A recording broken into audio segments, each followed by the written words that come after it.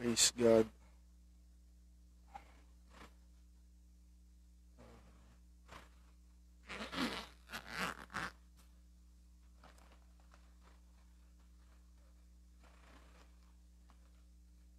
Pasintabi po sa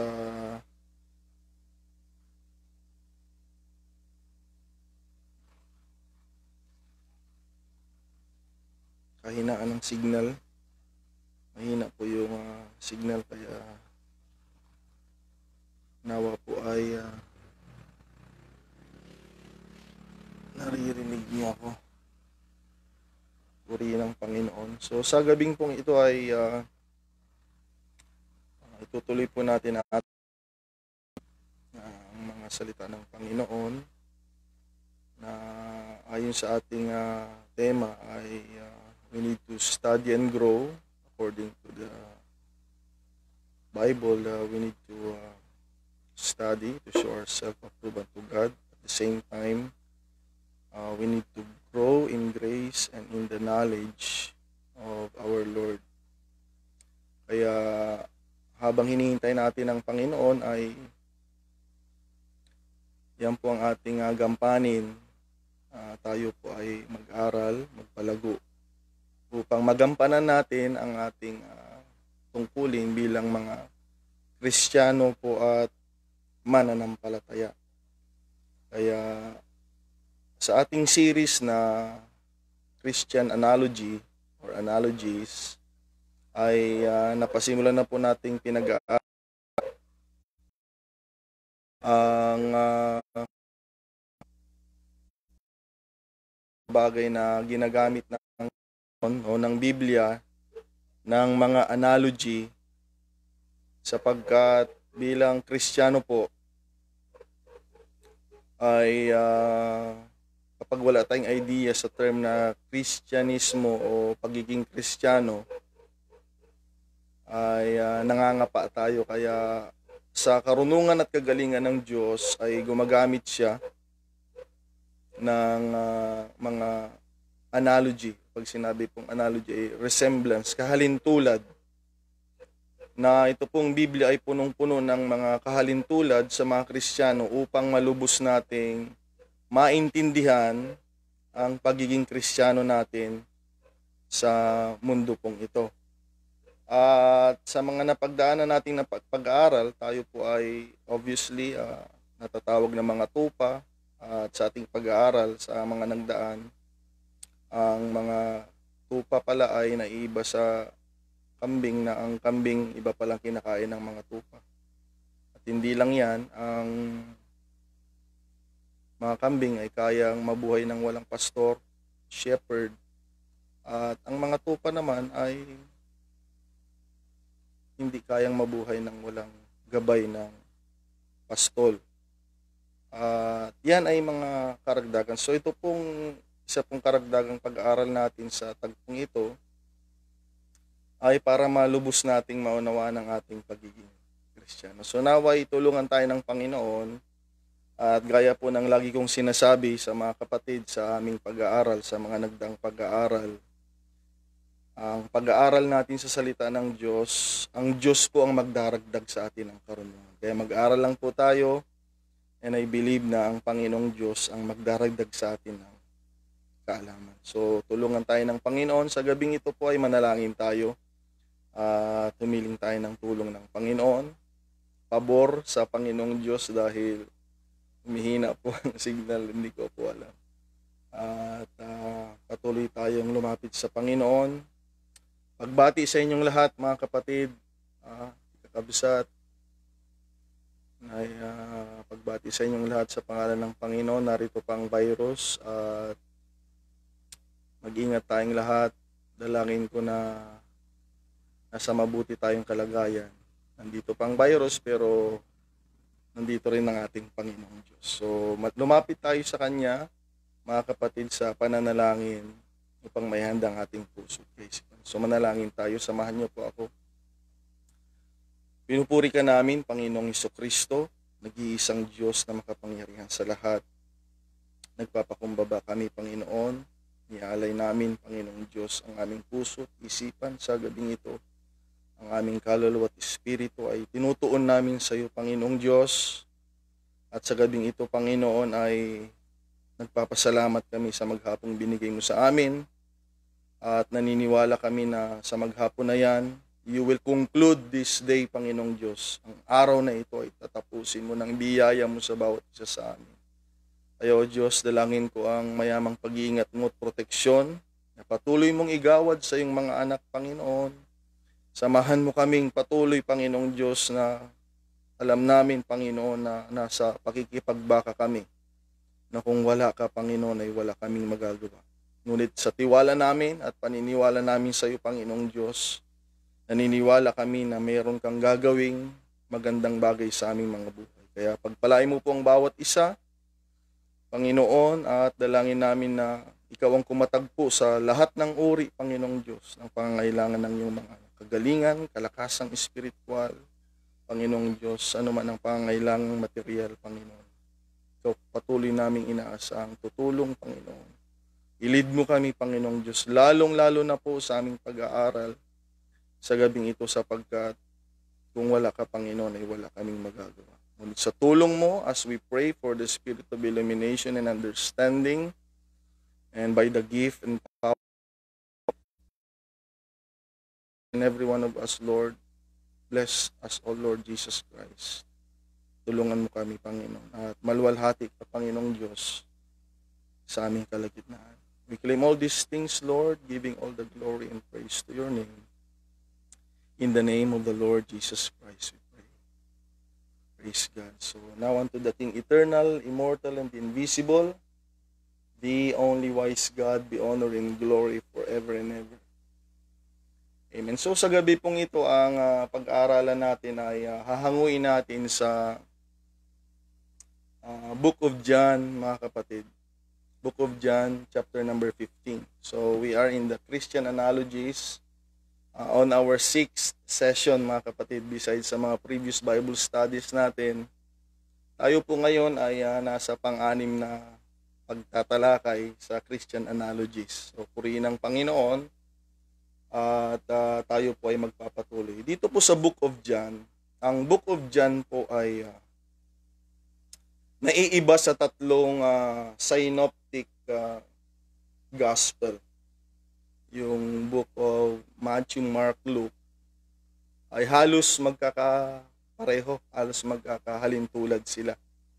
At ito pong Book of John ay naiiba sapagkat mas malalim po ang pagtatalakay nitong ebanghelyong ito sa kung sino ang persona ng ating Panginoon.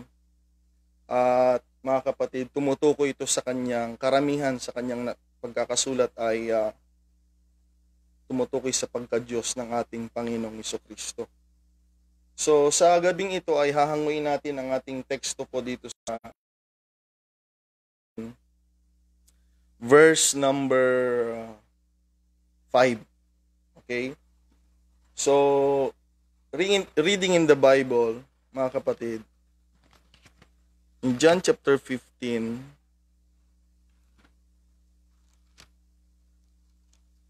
I hope malinaw po ang reception, kanina po ay mahina ang ating signal. So sabi dito, mga kapatid, I am the vine, you are the branches. So he that abides in me, and I in him, the same bringeth forth much fruit. For without me, you can do nothing.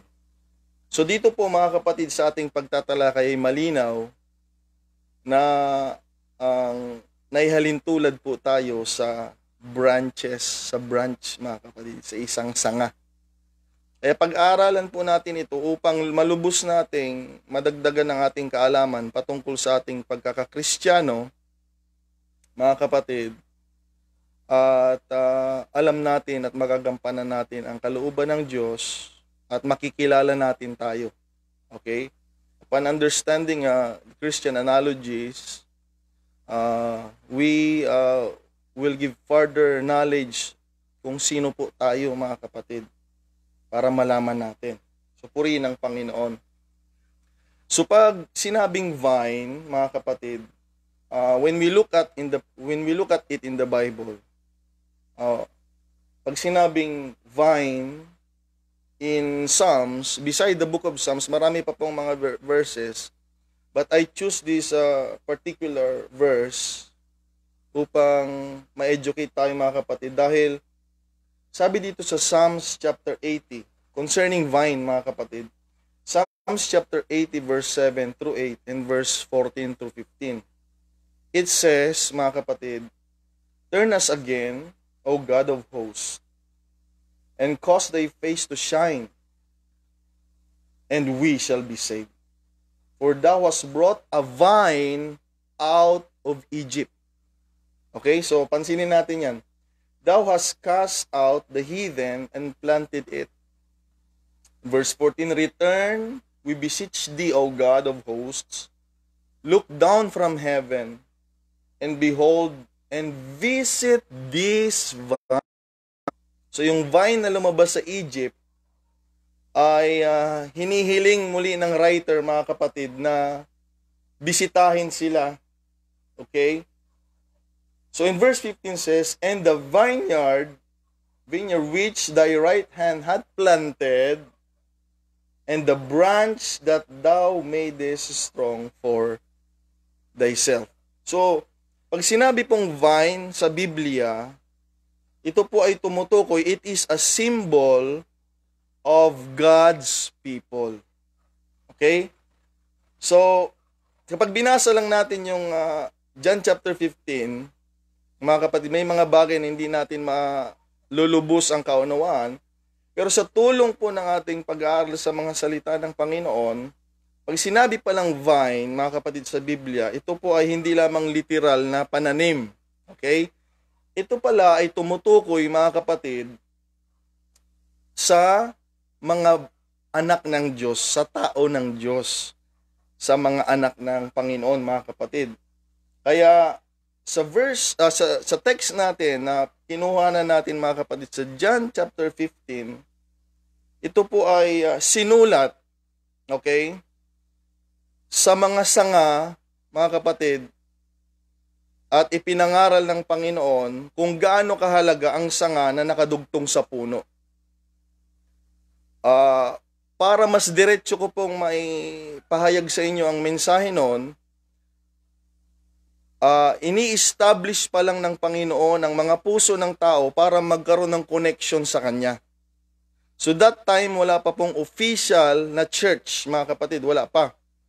So, tinitrain pa lang sila ng Panginoon, tinuturuan pa lang ng Panginoon sila. Kaya dito po sa chapter 15, mga kapatid, inu-educate ng Panginoon ang mga tao na makita natin ang sarili natin bilang mga sanga kung gaano kahalagang itong nakadugtong sa Kanya. Dahil sa teksto, sabi niya,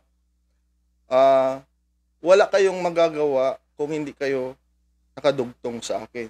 So ating pong pag-aaralan dahil tayo po ay naihalin tulad sa isang sanga. Okay? So magpatuloy po tayo. Mas maganda sigurong simulan natin sa verse 1. Sabi dito, "I am the true vine, and my Father is the husbandman." Okay natin. "Every branch in me that beareth not fruit, He takes away." So, mataas pong standard ng Panginoon. Ang gusto niya, lahat ng may connection sa Kanya, ito po ay fruitful, mga kapatid. Ibig sabihin, ang gusto ng Panginoon na involved sa Kanya ay napapakinabangan niya, mga kapatid. Hindi magiging shame o kahihiyan po, mga kapatid. Dahil inaalis niya. Ulitin natin, "Every branch in me that beareth not fruit, He takes away, and every branch that beareth fruit, He purgeth it, that it may bring forth more fruit." So, dito, mga kapatid, ay makikita po natin sa ating simpleng pag-aaral kung gaano kahalaga ang standard ng Panginoon. So, hindi pala ito membership lang, mga kapatid. Di lang pala tayo pwede yung for the sake na maging tagasunod tayo ng Panginoon, ay okay na sa kanya, mga kapatid. Mayroon po siyang standard, mga kapatid. Kaya nga tayo nag-aaral para malaman pa natin ng lubusan. Kasi kung atin pong papansinin, kung tagasunod lang ng Panginoon ang goal niya, marami naman siyang tagasunod. Kung ang goal lang ng Panginoon crowd, mga kapatid, remember in the Bible there are already thousands of crowds that are following Him. Pero ang Panginoon po ay merong standard dito, nakikita natin. May standard siya. Bilang mga sanga, kung tayo po ay mga sanga, hindi lamang pala tayo dapat sanga na nakadugtong sa Kanya, bagkus kailangan tayong maging mga sanga na nagkakaroon ng bunga po. Amen. So, tulungan po tayo ng Panginoon, mga kapatid. And I'm pretty sure, pag maganda ang motive natin, pag gusto talaga nating maglingkod sa Panginoon at nakadugtong tayo sa Kanya, pagbubungahin tayo ng Panginoon, mga kapatid. I believe so. Amen. Now, sabi sa verse 3, you are clean through the word which I have spoken unto you. Abide in me, sabi ng Panginoon, and I in you.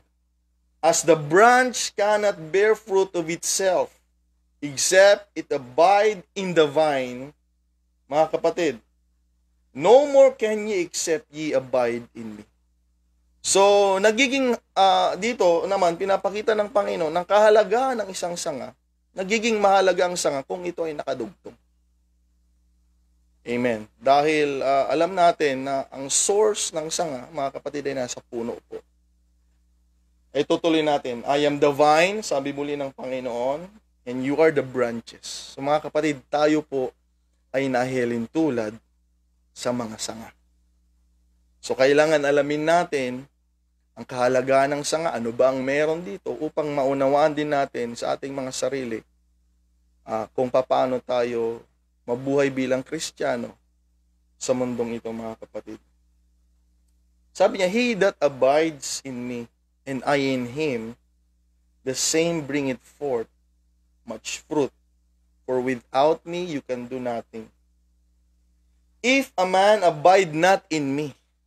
Kanina po, gumagamit pa siya ng analogy na branch. Okay? You are the branch, sabi niya. I am the vineyard. Pero dito sa verse 6 po, direct na po ang sinasabi ng Panginoon na sinasabi niya, if a man, tao na. Okay?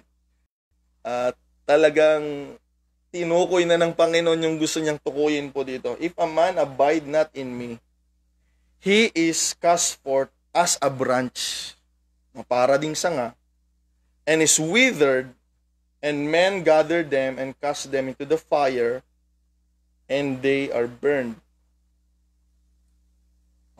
Dito po, mga kapatid, makikita natin yung larawan na hindi na napigilan ng Panginoon. Una, ginagamit niya lang vine, branch. Hindi na napigilan ng Panginoon na gamitin yung tao.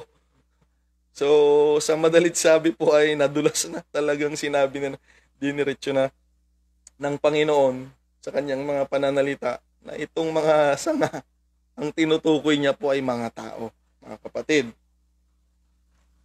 So, ulitin ko po itong chapter na ito. Sa Book of John, wala pa masyadong mga taong nakakonect sa ating Panginoon. Ito po yung larawan na kapag ang tao ay hindi nakakonect sa Panginoong Jesucristo, tayo po ay walang tunay na buhay, mga kapatid. Dahil sabi niya, parang mga sanga na hindi nakadugtong sa puno, ito po ay matutuyo. Siguro sa mga ilang panahon, pag susubukan yung pumutol ng sanga sa puno, hindi naman agad matutuyo yan eh. Okay, may mga ganyan na hindi naman kaagad malalanta, hindi kaagad matutuyo, hindi kaagad mag-iibang kulay, hindi kaagad magbabago ang yun yung minsang nakakapangdaraya sa iba na akala ng iba, kahit hindi sila nakadugtong sa Panginoon, ay kaya nilang mabuhay. Na kahit wala ang Panginoong Diyos, ang Panginoong Jesucristo ay kaya nila sa kanilang sarili. So ito ay larawan, mga kapatid, na pinapakita sa atin na sa panghinaharap, sinabi ng Panginoon sa verse 6, sa panghinaharap, pag wala tayo sa Panginoon, malalanta tayo. Yan yung panghinaharap. Ang nakakalungkot po, binanggit din ng Panginoon dito yung ah, pangkasalukuyan pala, pangkasalukuyan, present. Okay, yung you will shall wither. That is kasalukuyan, mga kapatid. Ang nakakalungkot nga itong panghinaharap na binanggit ng Panginoon, mga kapatid. Sinabi niya dito, and sabi niya, men gather them and cast them into the fire and they are burned. Yun yung judgment day, mga kapatid. Ibig sabihin, tumutukoy yun sa future, sa panghinaharap. Okay, so ang tao pala, pag hindi nakadugtong sa Panginoon, parang sanga, sa pangkasalukuyan ay malalanta. Ibig sabihin, dito pa lang sa mundong ito, ay wala ng kabuluhan ng buhay niya. At ang nakakalungkot nito, sa dulo, mga kapatid, binanggit din ng Panginoon, in the future, mga kapatid, pag sinabing fire, alam na natin yan. Yan yung punishment ng Panginoon, mga kapatid, na yun ang patutunguhan ng mga sanga o mga tao na hindi nakadugtong sa Kanya. Kaya nga ang sabi niya, mga kapatid, sa verse 7, if you abide in me, ibig sabihin nun, it is dependent on us. If you abide in me, mga kapatid, and my words abide in you, yan po ay nasa mga kamay natin. So, ang pagiging dugtong pala natin sa Panginoon, mga kapatid, ay nasa mga kamay natin. And no wonder why may mga backsliders. Kasi kung tatanungin natin ang Diyos, mga kapatid, sa Bible, sinabi ng Panginoon, ang goal ng Panginoon, hanggat maaari, lahat ng tao po ay maliligtas. Yan ang gusto ng Panginoon. Kaya kung tatanungin ng isang tao, Panginoon, kalooban mo ba na maligtas ako? Panginoon, o kaya ganito ang prayer natin sa mahal natin sa Bible. Lord, kalooban mo bang maligtas ang mga relatives ko? Mga kapatid, 100% gusto ng Panginoon yan. Pero ang tanong, sila ba gusto nilang mag-connect sa Panginoon, mga kapatid? Yun yung tanong. Kaya nga sabi ng Panginoon, binigay niya yung picture in verse 6, na kung ang tao hindi nakadugtong presently dito pa lang sa mundo, hindi na magiging maganda ang buhay niya. Okay? Kung sasabihin mo, Pastor, bakit yung mga mayayaman, hindi naman sila naglilingkod sa Panginoon, magandang buhay. Hindi po yun ang magandang buhay na pinag-usapan natin, mga kapatid. Okay? Hindi yun. Ang magandang buhay, mga kapatid, ay mayroong kapayapaan, alam mo kung saan ka patutungo, at alam mo kung saan ka pupunta kung ikaw ay mamamatay. Yun ang tunay na, mga kapatid, magandang buhay. Amen. So dito po, sabi ng Panginoon, kinakausap tayo ng Panginoon, dahil hindi pa sila nakadugtong noon eh.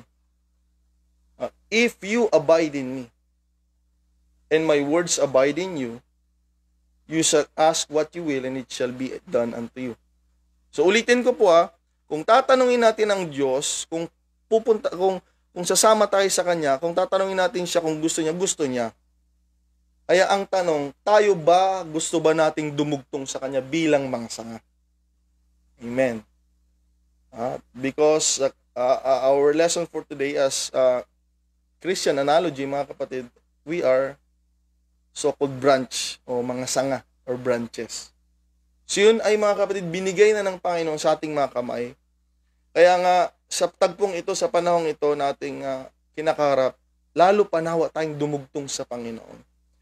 Habang tayo po ay nakikipagbaka sa ganitong pagsubok, hindi natin kaya po ito sa ating sarili. Kahit mga doktor hindi nila kaya, gobyerno hindi nila kaya.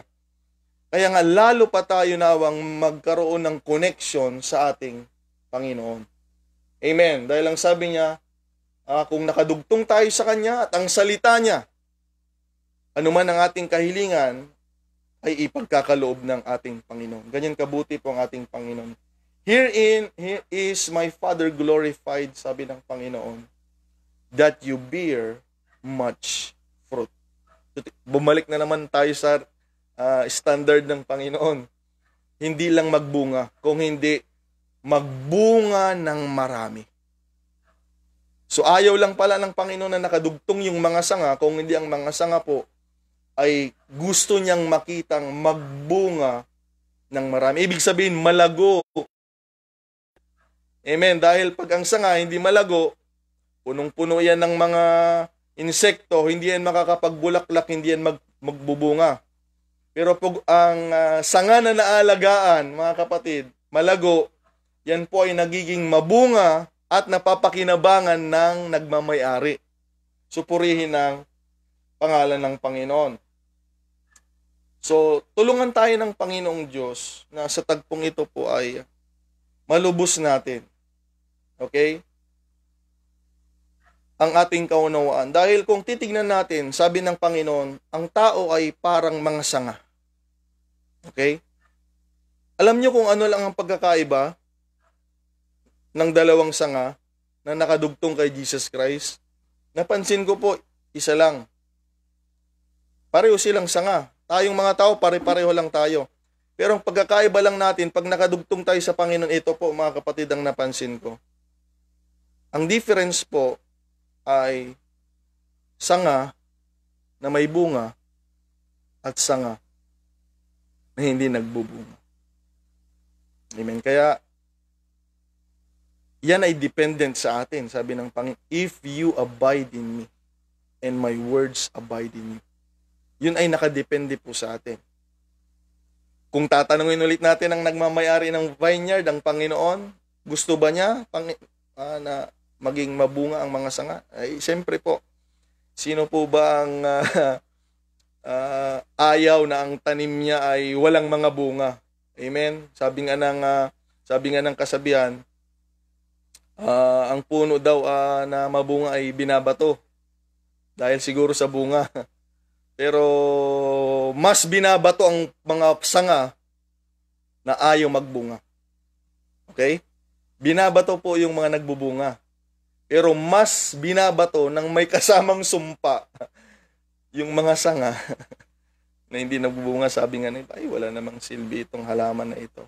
Okay? Kaya ang difference lang po natin, tinitignan ng Panginoon kung tayo po ay magiging mabungang Kristiyano. Kaya nga ang tanong, bakit hindi nagiging mabunga yung sanga? At bakit nagiging mabunga yung ibang sanga? O nga naman, paano ka magiging mabunga sa Panginoon if you will have wrong motive, mga kapatid, sa ating paglilingkod sa Diyos? Okay, I have said, mga kapatid, na kung ang goal lang natin sa Diyos ay mga bagay na kaya niyang ibigay, hindi po tayo magtatagal, mga kapatid. Ang pagsunod natin sa Diyos dahil meron lang tayong gusto na gawin ng Diyos sa buhay natin, hindi po tayo magtatagal. I'm sorry po I'm sorry. I'm sorry to tell that. Kung ang goal lang natin, yung mga bagay lang na kahilingan natin, mga gusto natin, siguro abot tayo ng 10 years, 5 years. Yung iba nga hindi, months lang eh. Pero pag ang goal natin, ang Panginoong Diyos talaga, ano man ang mangyari, ano man ang ating makita sa church, ano man ang ating marinig, kung ang goal natin ang Panginoon, you have the right motive. That is the greatest motive. At kapag nakita ng Panginoon yon, yan yung magdadala sa atin sa buhay na walang hanggan. Kasi kung ang goal natin sa Panginoon, kayamanan, hindi tayo dadalhin yan sa buhay na walang hanggan. Mahirap pa nga daw eh. I'm not against mayaman po. Gusto rin natin yan kung kalooban ng Panginoon. Pero kung ang goal lang natin yung mga things of God, and not the God that gives all, mga kapatid, ay medyo kailangan ayusin po natin. Dahil sabi ni Paul, mga kapatid, sa Bible, if in this life only we have hope in Christ, we are of all men most miserable. Kung naglilingkod lang tayo sa Panginoon dahil lang nauukol sa mundong ito, gusto natin magkaroon ng ganito sa mundo, magkaroon ng ganito, magkaroon ng ganyan, we are still lost, mga kapatid. At ang sabi ni Paul, masakit man, mga kapatid, na sabihin, kawawa, miserable ang buhay natin. Amen. Kaya, paano tayo magiging mabungang mga sanga kung ang buhay natin ay sa labas, hindi sa puno? Okay, naalala niyo si Judas po, mga kapatid. Nagko-connect siya kay Jesus, pero minsan may mga connection siya sa kalaban ni Jesus Christ. So, hindi po magiging fruitful yun. Hindi po tayo magiging fruitful. Okay, so, ang pagbunga po natin ay nasa kamay po natin. Okay? At diyan naluluwalhati po ang ating Panginoon. Sabi ng verse number 8. Herein is my Father glorified, that you bear much fruit. So shall be, at magiging mga alagad tayo ng Panginoon. So bilang mga sanga, nakasalalay po sa kamay natin ang pagiging mabunga natin. Amen. Dahil kung gusto talaga nating maging mabungang Kristiyano, tutulungan tayo ng Panginoon. Kaya kung sasabihin mo, Pastor, gustong-gusto ko naman maging mabunga, bakit di pa ako nagbubunga? Ang Diyos po hindi natin kayang dayain. Alam niya kung totoo talagang gusto mong maging mabungang mananampalataya. Kaya po sa gabing ito ay matulungan nawa tayo ng mga salita ng Panginoon. Ma-reconnect tayo sa Kanya. Amen. Kung ano ba talaga ang ating motibo. Bakit tayo nakikonnect sa Panginoon? Ba't tayo nandiyan, mga kapatid? Ba't tayo naglilingkod sa Panginoong Diyos? Upang malubos ang ating pagiging mabunga. In the parable of the sower, mga kapatid, we find there, mga kapatid, yung isang klase ng lupa na tumubo yung mga bini, pero nandun pa rin yung cares of this world. Ang sabi ng Bible, hindi naging mabunga. So sabi ko kanina, ang difference lang ng mga sanga na nakakonek sa Panginoon ay mga sanga na nagbubunga at mga sanga na hindi nagbubunga. So one hindrance for us to bear fruit or much fruit, mga kapatid, one of those hindrances are the cares of this world. Kaya nga inuulit ko kanina, sinasabi ko po na kung wrong motive ang paglilingkod natin sa Panginoon, mga kapatid, mga bagay lang na nandito sa sanglibutan, magbibilang lang tayo ng ilang taon, hindi rin tayo magtatagal. Pero kung ang Diyos ang dahilan kung bakit tayo naglilingkod, kung si Jesucristo na nabayubay sa krus, na nagpatawad ng ating mga kasalanan at naghahanda ng ating lugar sa langit ang dahilan kung bakit tayo naglilingkod, mga kapatid, I think magiging mabunga tayong mga Kristiyano. I mean, kaya wag nating tanungin, Panginoon, ba't di ako nagiging mabunga? Lagi naman akong dumadalo, so nakakonect. Nakakonect po siya. So, saan ka ba talaga masaya? Saan ba talaga ang source ng buhay mo? Masaya ka ba talaga naglilingkod sa Panginoon? O sa labas tayo masaya, mga kapatid? So, isang mga hindrance ay yung cares of this world. Isa lang po yun sa marami. Mga kapatid, at yung isang lupa doon, alam natin na yung good ground, yun yung namunga ng sinabi ng Bible, napakaraming pagbubunga. So ito po, mga kapatid, sa chapter 15, ini-educate ng Panginoon ng mga alagad.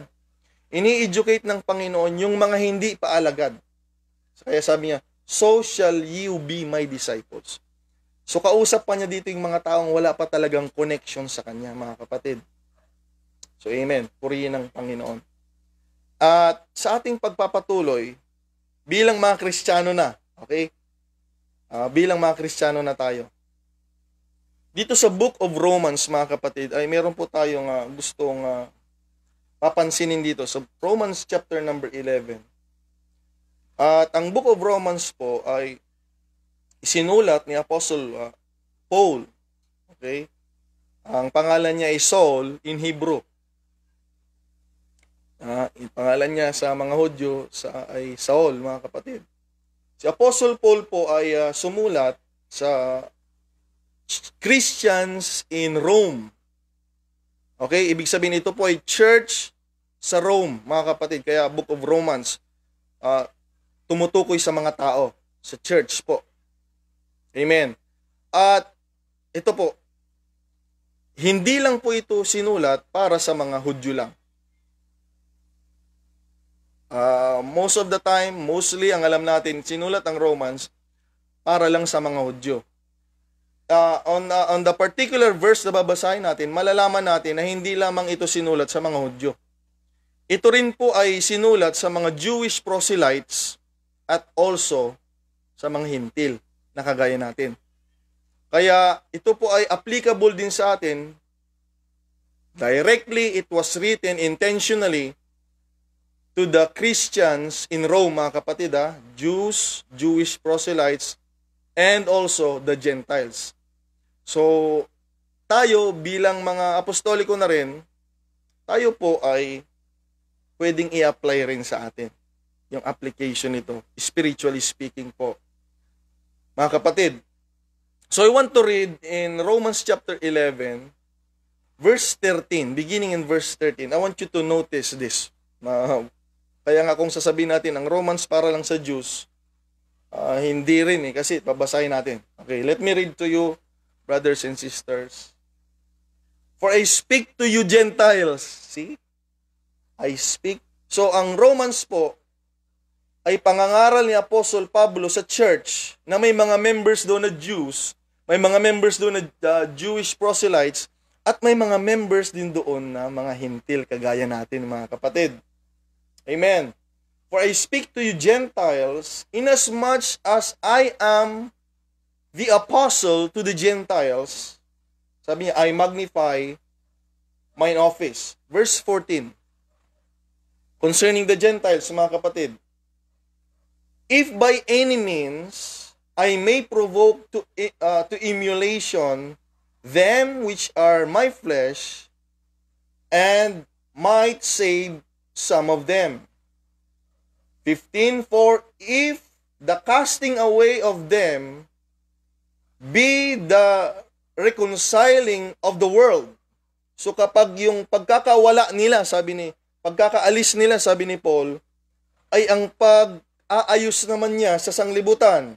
So may tinutukoy na dito si Paul, magdalawang group. Siguro may competition po dito sa church. Kasi ang member ng Romans Church ay mga Hudyo, mga naging Hudyo at mga Hintil. Siguro merong nakikita ni Apostle Paul na merong competition. Mga kapatid, merong pagtatalakay sila doon, mga kapatid, sa church mismo. Kaya dito, pinapaalala ni Paul sa kanila na noong inalis itong mga ito, may tinutukoy siyang mga group, at meron naman siyang nireconcile na iba, mga kapatid. May tinutukoy na naman si Apostle Paul.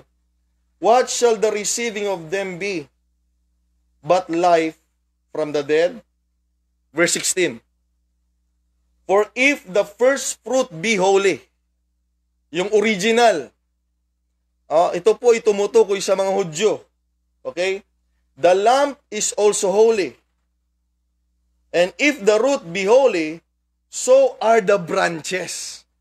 So siguro merong kaguluhan dun sa church dahil siguro sinasabi ng mga original branch na member, mga Jews, na kami lang ang magbe-benefit ng mga biyaya, kabanalan at kung ano-anong mga bagay na ibinigay ng Panginoong Diyos. Kaming mga Hudyo Siguro may mga ganun po. Siguro lang Siguro lang. Pero dito, ini-educate ni Paul ang church, mga kapatid, sa Romans na sinasabi niya sa mga members, kung banal yung ugat, banal yung puno, yung mga sanga din, sabi niya, na dinugtong doon, ay nagiging ganun na rin, mga kapatid. So ituloy natin. And if some of the branches be broken off, and thou, being a wild olive tree, I am talking about, mga kapatid, kanina, and also Paul, he is pointing to the Gentiles. Siya po ay tumutukoy sa mga hintil, wild olives po, tayong mga hintil. Amen. So, huwag tayong malungkot, mga kapatid, dahil hindi pa doon nagtatapos. Ang mga Hudyo po ay mga original olive tree, mga kapatid. Sila yung original. So, kapag ikaw ay Hudyo, hindi ka hintil. Para malinaw. Pag ikaw ay hintil, ikaw po ay hindi Hudyo. Okay? Being a wild olive tree, it is a reminder to the members of the church na hintil, word grafted in among them. Naidugtong po. Amen. And with them partakes of the root and the fatness of the olive tree. So salamat sa Panginoon, mga kapatid. By God's grace at sa ating pananampalataya sa Diyos, mga kapatid, we being a wild olives, mga kapatid, being mga branches ng mga sanga ng mga wild olives, mga kapatid, Tayo po ay dinugtong na sa original, mga kapatid. Amen. Salamat sa Panginoon. At nakikita po natin na ngayon ay nakasama na tayo sa church ng Panginoon. Kasi pag sinabing church, hindi na po yan tinutukoy ng Hudyo lang, mga kapatid. Pag sinabing church, you can be a Jew or a Gentile, mga kapatid. Yan po ay natalakay sa Galatians chapter 3. Wala nang mga Hudyo, wala nang babae, lalaki, alipin.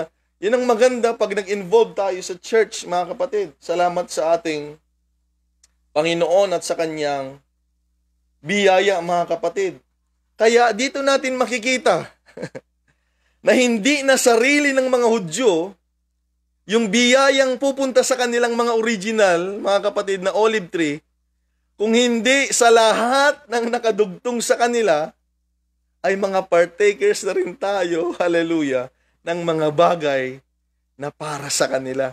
Ang kabanalan, ang pangako ng Diyos, ang kapangyarihan ng Diyos na para lang sa kanila. Nung naidugtong tayo, mga kapatid, sa biyaya ng Diyos, hindi dahil sa ating mga gawa, ngunit sa biyaya ng Panginoon, tayo po, mga kapatid, ngayon ay tumatamasa ng ano pa mang mga bagay. Kaya yung Diyos ng mga Hudyo, hallelujah, na kung gaano kabuti ang Diyos ng mga Hudyo sa kanila, tayo na naidugtong din, mga kapatid. Oh, praise God. Salamat sa Panginoon. Hallelujah. Ay Diyos na rin natin yung hindi nang iwan sa kanila, yung mga milagrong ginawa sa kanila ng Panginoon. Ganun na rin po sa atin. Salamat sa Panginoong Diyos. Amen. Kahit mga wild olives tayo, pag naidugtong tayo, dinugtong tayo ng Panginoon, we are grafted, mga kapatid. We also benefit the fatness, the good things, na para lamang sana sa mga Hudyo. Kaya nga, we share the verse, mga kapatid, sa Deuteronomy 6:4. We share with them that hear, O Israel, it's not only for them, pati tayo. Na ang isang Diyos nila, isang Diyos. We share, mga kapatid, sa Israelites, mga kapatid. Kaya nga, si Paul din ay may paalala sa mga hintil, directly to the Gentiles, he says, in Ephesians chapter 2, ang sabi niya, verse 2, wherein in time past, you walk according to the course of this world, according to the prince of the power of the air, the spirit that now works in the children of disobedience. Verse number 4, but God, who is rich in mercy, for his great love wherewith he loved us, even when we were dead in sin, at quicken us together with Christ. Amen. So yun na, yung mga benefits.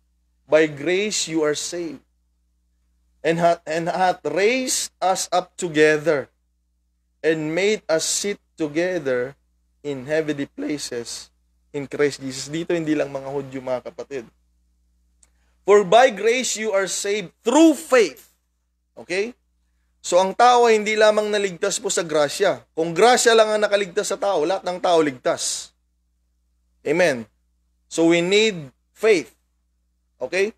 Ulitin ko, kung grasya lang ang nakaligtas sa tao, lahat ng tao sana ligtas. For by grace you are saved through faith. Parang sa panahon ni Noah. Kung grasya lang ang liligtas, lahat sana ng tao ay ligtas, pero sila Noah lamang ang naging manampalataya at naglingkod sa ating Panginoon, sumunod sa ating Panginoon.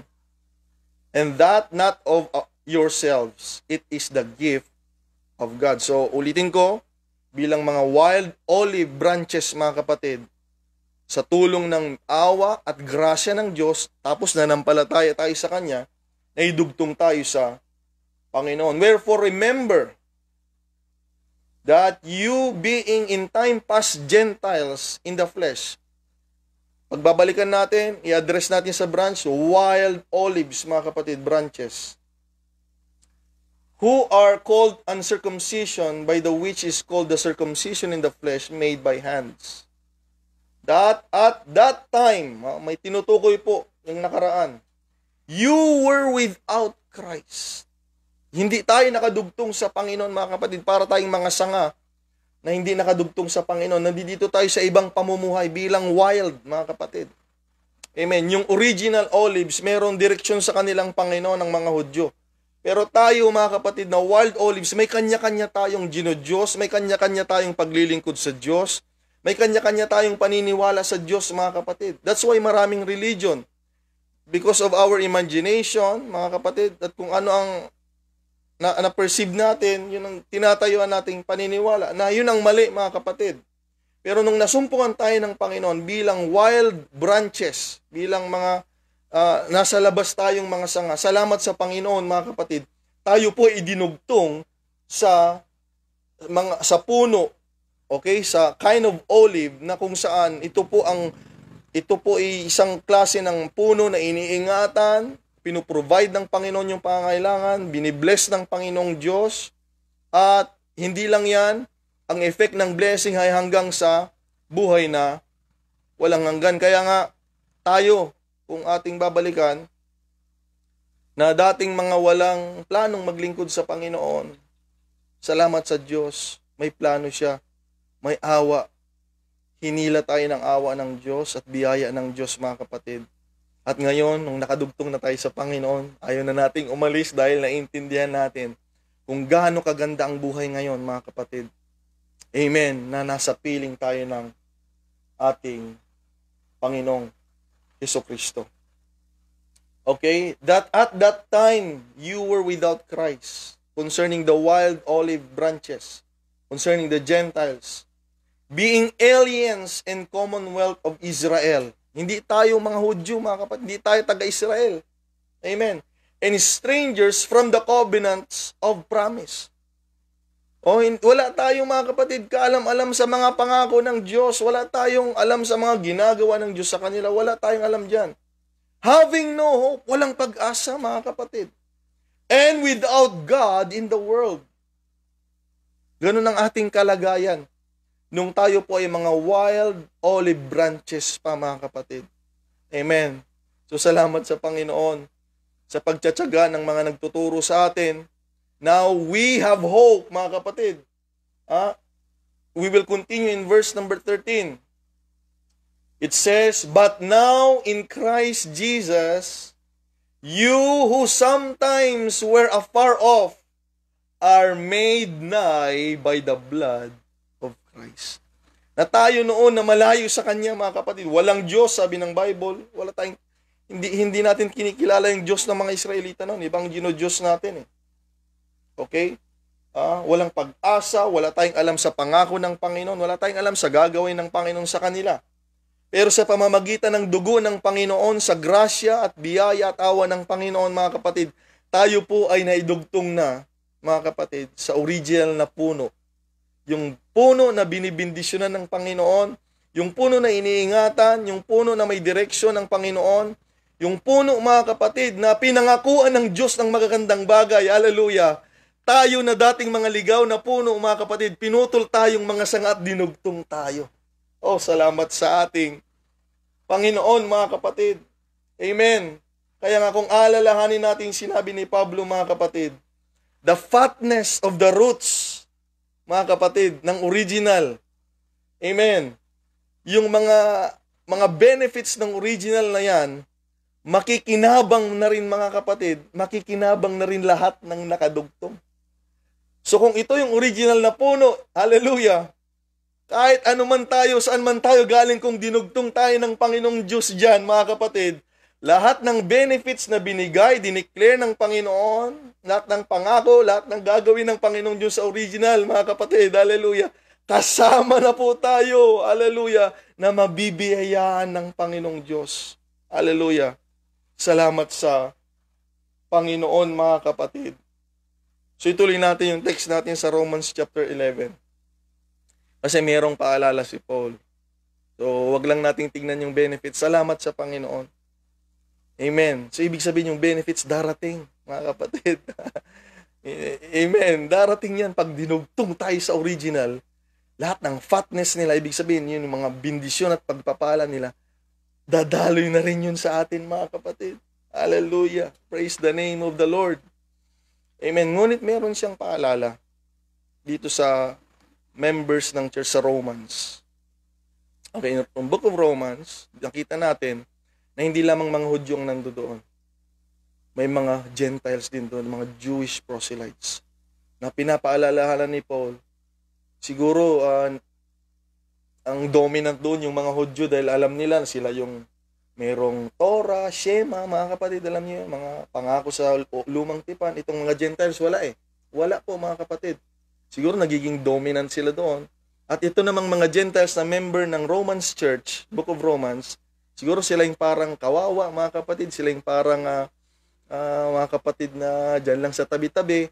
So, ini-educate ni Paul, mga kapatid, itong mga members, hallelujah to God, na hindi, yung benefits para sa mga Jewish, kayo na Gentiles na nakadugtong na sa kanila, hallelujah, sa tulong ng grasya ng Panginoon, you share the same blessing, hallelujah, you share the same Lord, mga kapatid, you share the same, mga kapatid, pagkilos ng Panginoon. At you know what, mga kapatid, yun ay isa ring education, pag-educate din sa atin, na ang Diyos nating pinaglilingkuran na hindi lamang mabuti sa mga Hudyo, bagkus ito rin ay minsay sa atin in application, spiritual application, mga kapatid, na wag nating maliitin ang sarili natin dahil kung gaano kabuti ang Panginoon sa mga Hudyo, kung naidugtong na tayo, mga kapatid, sa original olives, mga kapatid, we share, mga kapatid, the things that God had promised to them. We share the things, mga kapatid, na gagawin ng Panginoon, hallelujah, sa atin. So napakahalaga na makita natin ang sarili natin bilang mga sanga upang magampanan natin ang tamang paglilingkod po, mga kapatid, sa ating Panginoon. Ngunit ito yung paalala niya sa Romans chapter 11 verse 18. May paalala siya sa mga hintil. Okay? You share the blessings with the Jews. You share everything na meron sa mga Jews. You will share na, sabi ni Paul. But in verse 18, mga kapatid, at ito po'y mensahe din sa atin, mga hintil, boast not against the branches. Pero wag tayong magmayabang sa kanila. Okay? Okay, so na-lift ni Pablo kanina yung mga members na Gentiles eh. Pero wag naman natin silang hahamakin, mga kapatid, sabi ni Paul. But if thou boast, kung ikaw ay magmamalaki, ulitin natin, dinugtong lang po tayo. But if thou boast, thou bearest not the root. Hindi ikaw ang nagmamay-ari ng ugat. Sila pa rin, mga kapatid, ang mga Hudyo. Tayo ay dinugtong na walang ugat. Sanga lang tayong dinugtong. Okay, yun yung paalala ni Paul sa mga Gentile believers sa Romans, mga kapatid. But the root, sabi niya, ang ibig sabihin niya dito, kung hindi ang nagdadala sa atin yung main, mga kapatid, yung mga Hudyo. Kaya wag tayong magmamalaki. Amen. Thou wilt say then, the branches were broken. No? Sasabihin mo siguro, pinutol naman na yung mga sanga eh. Dahil noong itinakwil nilang Panginoon, di nila tinanggap ang Panginoong Jesucristo nang siya po ay nasa kanyang pagkatao pa. Di nila siya tinanggap. Mas pinaniwalaan pa nila yung murderer, mga kapatid, yung nakakulong kaysa kay Jesucristo. At ang pinako nilang, pinahirapan nilang Panginoon, mga kapatid, na ibaling sa atin. Amen. Sa mga wild olives tayo po yun. Pero ang bendisyon ng Panginoon, nandiyan pa rin, mga kapatid, sa original. Nasa kanila yung ugat, mga kapatid. Yung fundamental doctrine, nasa kanila. Kung bakit alam natin na mayroong isang Diyos, nalaman lang natin dahil sa kanila. Hindi po tinuro sa mga Gentiles na there is only one God. Wala pong ganon sa Bible. Ang original talaga tinuro yan sa mga Gentiles. They have the roots, mga kapatid. At ang roots, yan ang fundamental na kung saan ito po ay mahalaga sa Diyos. Kung sino ang Diyos, ilan ang Diyos, yan po ay napakahalaga sa Diyos, mga kapatid. Hindi yan tinuro sa atin. Natutunan na lang natin dahil sa kanila. Amen. Kaya sabi ni Pablo, huwag tayong magmamalaki. Kung sasabihin natin, pinutol na sila eh. That I might be grafted in, para ako'y madugtong.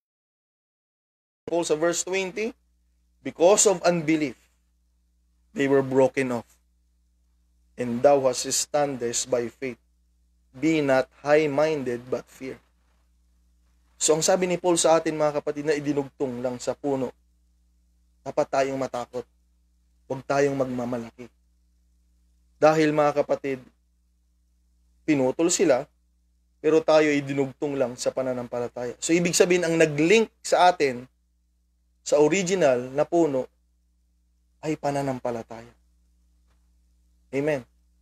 Kaya huwag tayong magmalaki. Ibig sabihin, itong mga pinutol, pag naging manampalataya din itong mga Hudyong pinutol sa puno, dahil ang nag-link lang sa atin, wild nga tayo eh. Dinugtong tayo sa original. Ibig sabihin, sila kasi original sila eh. So, ang nagli-link mga kapatid, napakahalaga ng pananampalataya. Kaya dito mga kapatid, sa verse na ito, verses na binasa natin, makikita natin ang kapangyarihan ng unbelief at saka faith. Tingnan ninyo kahit original sila. Kahit original sila, kalamari puno po ito imaginary, puno ito yung mga sanga. Kahit original sila, dahil sa kanilang unbelief, sila po ay pinutol mga kapatid. So napaka makapangyarihan ng hindi paniniwala. Amen. At napaka makapangyarihan din ng pananampalataya. Dahil tayo naman, bilang wild olives, mga kapatid, sa pamamagitan ng pananampalataya natin dahil dumating ang grasya ng Diyos, tayo naman ang pinutol sa wild na walang patutunguhan, walang Diyos, walang pagkilala, walang pangako ng Diyos, tayo naman ay nilink lang mga kapatid. So ang nagdudugtong mga kapatid sa original na may ugat ay pananampalataya natin sa Panginoon. Amen. Kaya nga mga kapatid, huwag tayong magmamalaki dahil naidugtong lang tayo sa pamamagitan ng pananampalataya. What Paul is, ang ibig sabihin ni Paul mga kapatid, what he meant is, kung itong mga pinutol ay magiging manampalataya, may possibility na maidugtong ulit sila kasama natin mga kapatid. Okay, so itutuloy natin para mas lubos nating makita. Verse 21, for if God spared not the natural branches, ito na mga kapatid, ang medyo nakakakaba. Ay huwag tayong pakampante. Excuse me. For if God spared not the natural, the original mga kapatid, branches, kung tinanggal niya, take heed lest He also spare not thee. Kung tayong dinugtong lang, mag-ingat po tayo. Kaya nga ito yung panahon na lalo tayong kumapit sa Panginoon, mga kapatid. Tandaan natin, kung yung original tinanggal ng Panginoon dahil hindi sila naging mananampalataya sa Panginoong Jesucristo, lalo tayong manampalataya sa Panginoon at sa mga salita niya, sa original na puno po, mga Panginoon. Verse 22, behold therefore the goodness and the severity of God on them which fell severity. But toward thee, pero sa inyo, goodness, if thou continue in His goodness. So parang yung kanina sinabi ni Jesus Christ, if you abide in me, conditional mga kapatid, dependent on us, sabi ni Paul, conditional din, dependent on us, if thou continue in His goodness. Otherwise, kabaligtaran, kung hindi, thou also shalt be cut off. Dahil kung hindi, gagayahin din natin yung mga Hudyo noon na hindi tinanggap si Jesus Christ, tinalikuran yung mga mensahe niya at pananalita niya at pagtuturo niya, sabi ni Paul, ganun din ang patutunguhan natin, mga sangang na idugtong. Pwede rin tayong tanggalin. Amen. Verse 23, and they also, if they abide not still in unbelief. Kung hindi sila mananatiling, hindi mananampalataya, ibig sabihin may pagbabago sa kanila yung mga inalis na sanga. Praise God, ito ang maganda sa ating Panginoon mga kapatid. Kilalanin natin ang ating Panginoon, napakabuti ng Diyos. Yung mga tinanggal na sanga mga kapatid, kung hindi sila manatiling, hindi mananampalataya, ibig sabihin maging mananampalataya sila, yun ang ibig sabihin, shall be grafted in. For God is graft them in again. So napakabuti ng Diyos, Amen. Sa mga inalis ng Panginoon, kung magiging mananampalataya, pwede niya ulit idugtong. This is talking about the God of another chance. May chance lagi tayo po sa ating Panginoon, kaya napakasarap maglingkod sa Panginoon mga kapatid. Napakabuti ng Diyos na ito. Kalain mo yan, tinanggal na niya, ibabalik pa niya mga kapatid dahil sa kanyang kabutihan, pag-ibig, biyaya at kagandahang loob. For if thou wert cut off of the olive tree, which is wild by nature, and were grafted contrary to the nature into the good olive tree, how much more shall this, which be the natural branches, be grafted into their own olive tree? Kaya sabi ni Paul, kung tayo nga na wild, naging members tayo ng church, naidugtong tayo. Hindi ba itong mga tinanggal, sabi ni Paul, na naging manampalataya, ay maibabalik din. Salamat sa Panginoon. Makikita natin ang kabutihan ng Diyos na tayo po ay may tsansa sa Panginoon, mga kapatid. Amen. Imagine, tinanggal na niya, ha? Amen. Pwede pa niyang ibalik. Unlike yung mga espiritu sa langit, mga angels, nung nag-revolt sila, lumabad sila sa Panginoon sa pamumuno ng isang matigas ang ulong Lucifer, mga kapatid. Wala na silang chance. Pero dito, mga kapatid, makikita natin kung gaano kabuti ang Diyos natin, mga kapatid. Kahit inalis na niya, pwede pang manumbalik. Kaya let us pray together. Hindi lang tayo na manatili, kung hindi yung mga nag-backslide, mga kapatid. Tuwang-tuwa ako.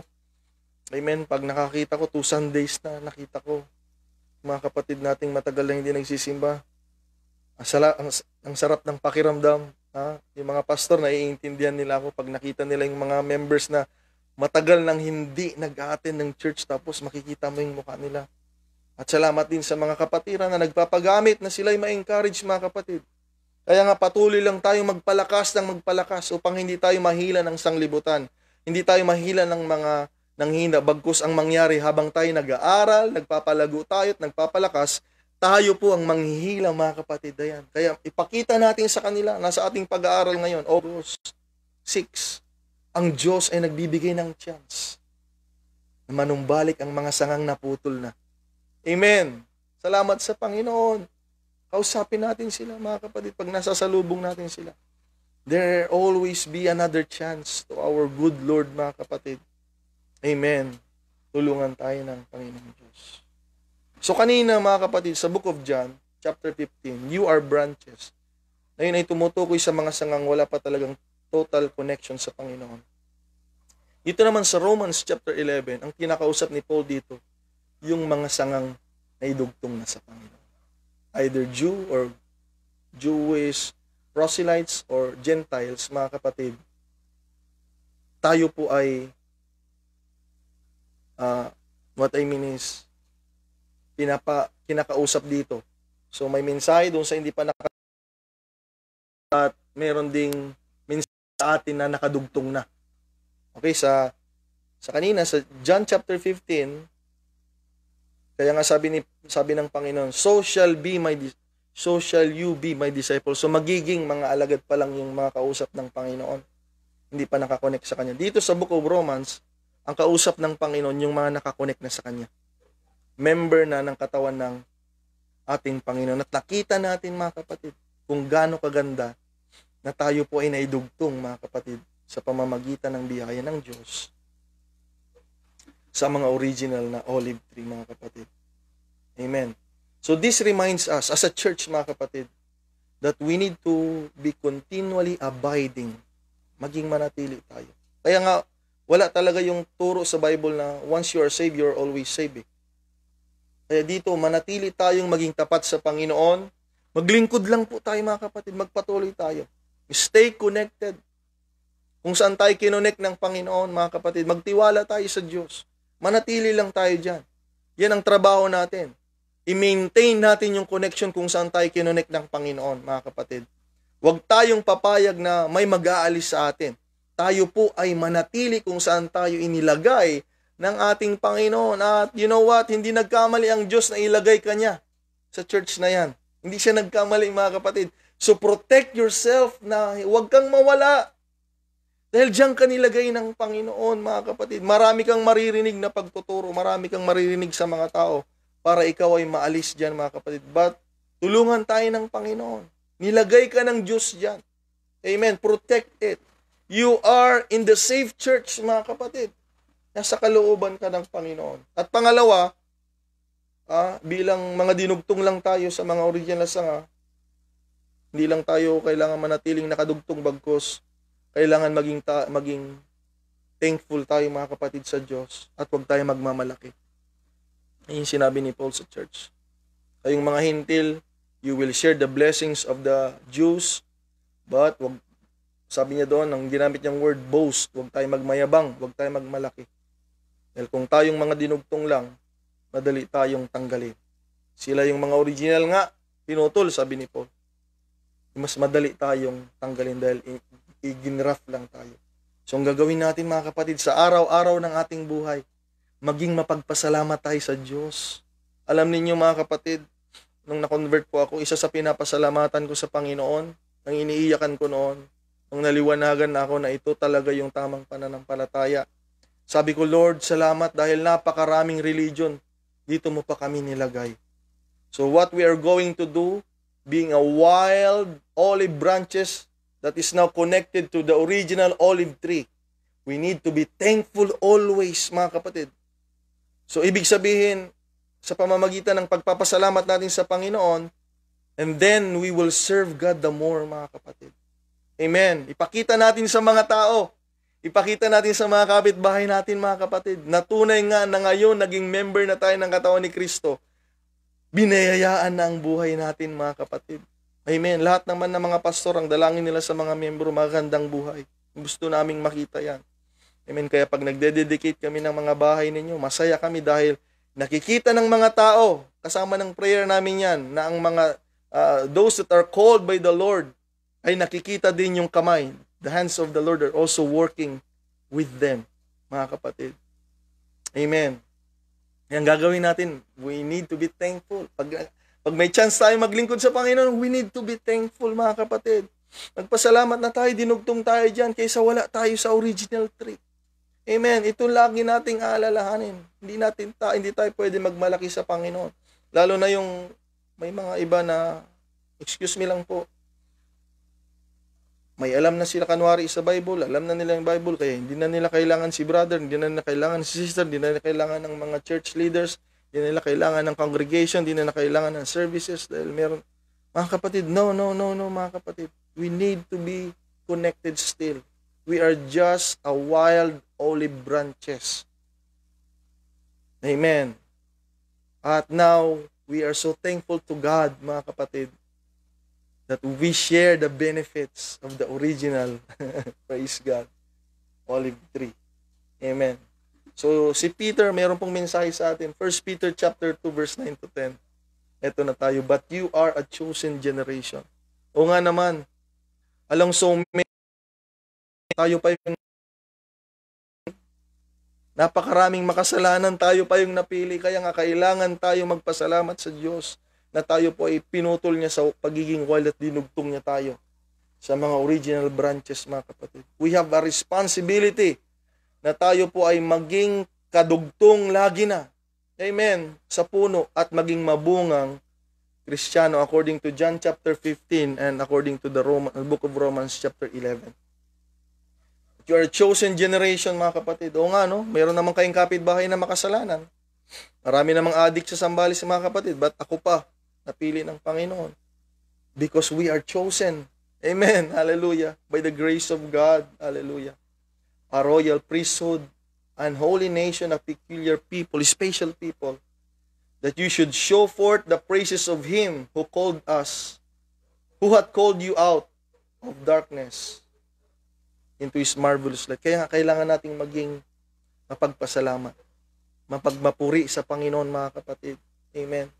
Hindi tayo naging Hudyo. Hindi tayo naging Hudyo dahil naging apostoliko tayo, dahil nabaptize tayo in Jesus' name. Hindi tayo naging Hudyo. Naidugtong lang po tayo, mga kapatid. Kaya ingatan natin yung pagkakadugtong na yan, mga kapatid, sa Panginoon, sa vineyard niya, sa tao niya, mga kapatid.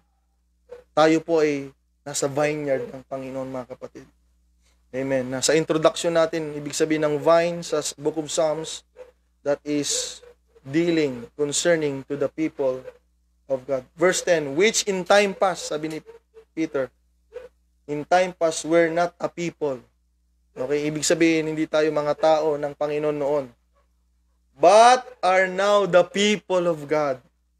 which had not obtained mercy, but now have obtained mercy. Kaya bilang mga sanga, as a Christian analogy, wild po tayong olive tree. Dinugtong lang tayo. Stay connected. Lalo na ngayon sa ating mga kinakaharap, lalo tayong maging connected sa Panginoon. Kung meron man tayong pagsubok, mga kapatid, na personal, kasi dumadanas tayo ng worldwide trials, mga kapatid, sa pandemic na ito. Besides that, kung meron pa kayong personal na pagsubok, mga kapatid, lalo tayong mag-connect sa Panginoon. Upang yung benefits na para sa mga Hudyo ay ma-share sa atin, mga kapatid, mag-benefit din tayo.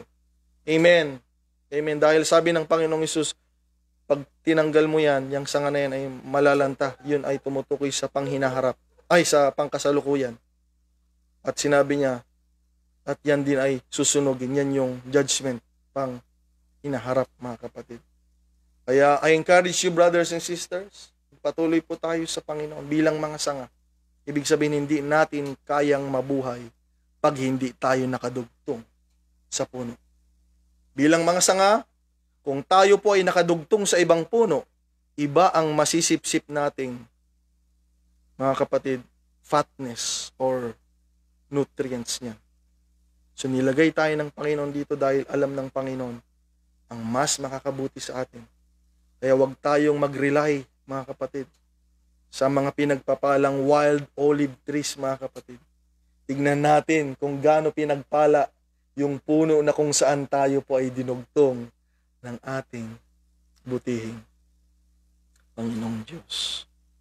So, manatili tayo sa Panginoon, mga kapatid, at maging mapagpasalamat tayo sa Panginoon. Amen. We are what we are now by the grace of God. So, pagpalain tayo ng Panginoong Diyos. Pagpalain tayo ng Panginoon sa pag-aaral. And again, I say, as we study the Word of God, let us continue to study, kapatid. Because this is what I always believe. As we study, mga kapatid, God will always drop thoughts in our minds. Mag-aral lang tayo ng mag-aral ng salita ng Panginoon. Pag nakita ng Diyos yung interest natin, maglalagay siya ng mga kaalaman, mga kapatid, na hindi natin masusumpungan sa iba. Dahil ang Diyos natin ay napakarunong na Panginoon, mga kapatid. So, pagpalain tayo ng Panginoon, mga sanga. The branches.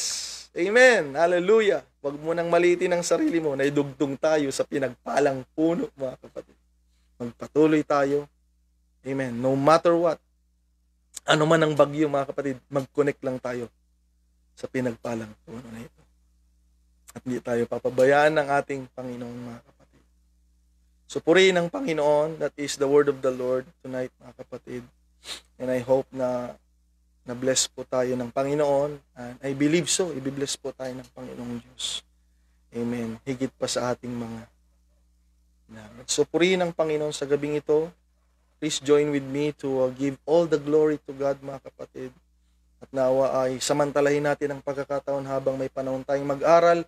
Mag-aral tayo. Kung may panahon tayong maglingkod, maglingkod tayo, mga kapatid, sa Panginoong Diyos. At hindi natin alam ang pwedeng mangyari. Magtiwala lang tayo sa Panginoon. At naniniwala tayo na ang Diyos naman natin ang siyang tutulong, mga kapatid, sa lahat ng uri ng ating pangailangan. So, shall we come to the Lord now in prayer, mga kapatid? Again, I thank you all for bearing with us, mga kapatid. At God bless po sa ating mga pastors, mga kapatiran. Thank you sa mga encourager po natin. Kilala po natin ang ating mga sarili. Pagpalain po tayo ng Panginoon. You're a blessing to me. And naway maging pagpapala din ang inyong lingkod sa mga simpleng pag-aaral na kagaya nito. So, as a branch of the Lord, or branches, we need to stay connected with Him. Be thankful that we are connected to this blessed tree wherein Christ connected us therein, mga kapatid. So God bless you. Enjoy your church to where you are, mga kapatid. Amen. Be a blessing. Be a continuous, alam ko blessing kayo, be a continuous blessing to your church. Diyan ka nilagay ng Panginoon at magpagamit tayo sa Panginoon mga kapatid. So mag-pray tayo mga kapatid sa gabing ito at patuloy na humiling sa tulong ng Panginoong Diyos mga kapatid.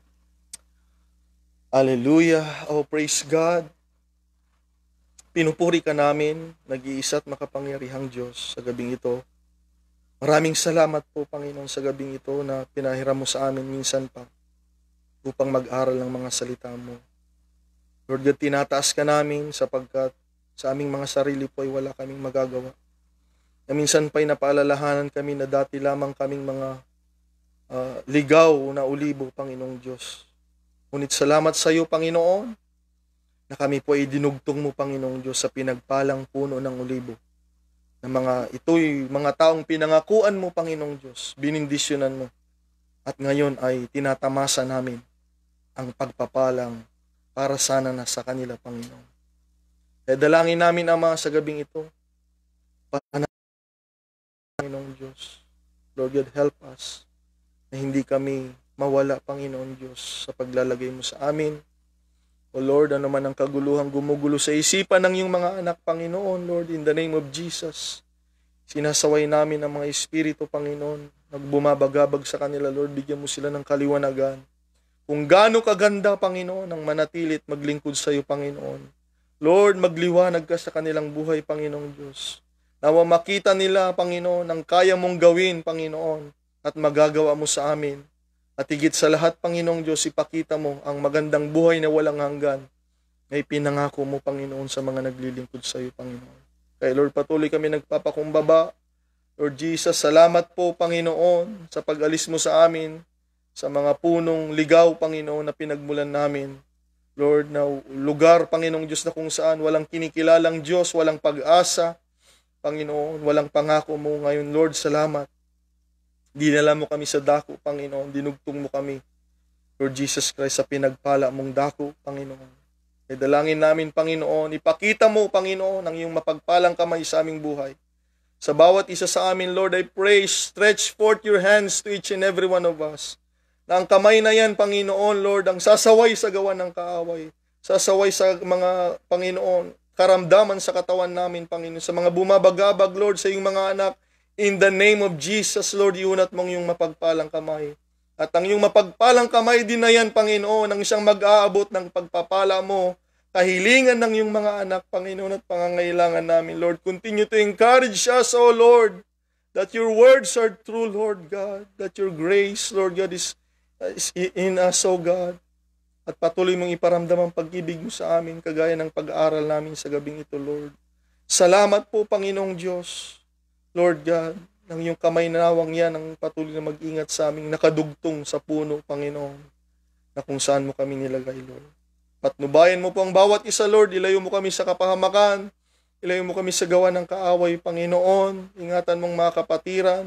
Tulungan mo kami sa aming mga kalagayan, Lord. Ilayo mo kami, Panginoong Diyos, sa karamdaman. Lord, bigyan mo kami ng kalusugan, Panginoon. Lord God, physically, lalo tigit spiritually, Panginoong Diyos. Bigyan mo kami ng malusog na spiritual, Panginoon, malagong spiritual.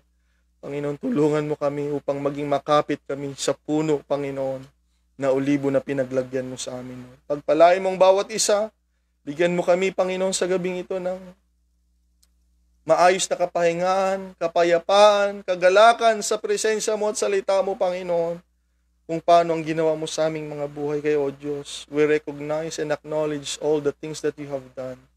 So tonight, Lord, we are grateful in you, Lord. Papasalamatan namin ang pagkakataon na ikaw'y paglilingkuran namin. So Lord, salamat, Lord. Jesus, we claim, Lord God, all prayer requests ng iyong mga anak in the name of Jesus. Help us, Lord. Iunat mong iyong kamay mo sa kanila, Panginoon. At Lord, maluwalhati ka, Panginoon, sa bawat isa, sa bawat pamilya namin, at sa bawat gawain na kung saan kami naroroon, Lord. Salamat pong muli, Panginoong Diyos. We give you all the glory, Lord. We give you all the praise, Panginoon, as we claim all these things in your name. In the name of the Lord Jesus Christ, we pray. Amen. So God bless us all, mga kapatid. Stay connected, mga kapatid, sa inyong churches, sa ating Panginoon, mga kapatid, as a branch or branches, mga kapatid, na pinili ng Panginoon. So God bless you. Stay safe. mga kapatid, sumahati ng bendisyon ng Panginoon, biyaya ng Panginoon sa ating buhay. God bless you in the name of the Lord Jesus Christ.